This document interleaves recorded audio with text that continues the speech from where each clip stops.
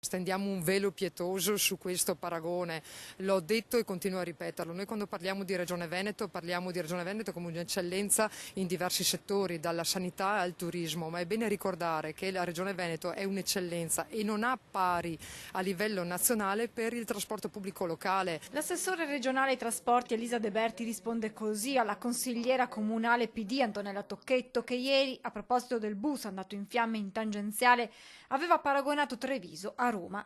L'assessore De Berti parla di eccellenza veneta anche per quanto riguarda i trasporti, proprio nel giorno in cui MOM presenta 20 nuovi mezzi che vanno a rinnovare il parco macchine dell'azienda.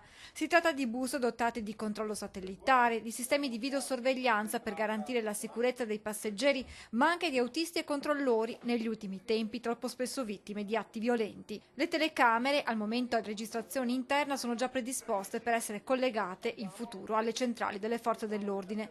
Tutte le vetture sono inoltre dotate di validatrici elettroniche con possibilità di pagamento contactless con carta di credito, di contapasseggeri digitali e wifi libero.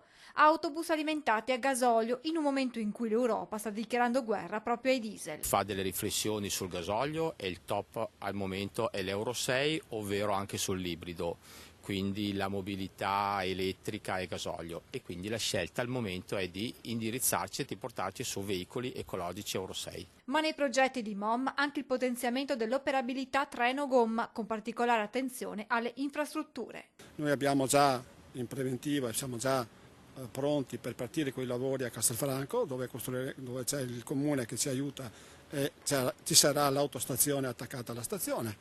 Il progetto anche a Montebelluna, stiamo dialogando con il comune di Treviso, quindi con l'amministrazione comunale di Treviso, per trovare soluzioni adatte. Stiamo dialogando con Vittorio Veneto Oderzo.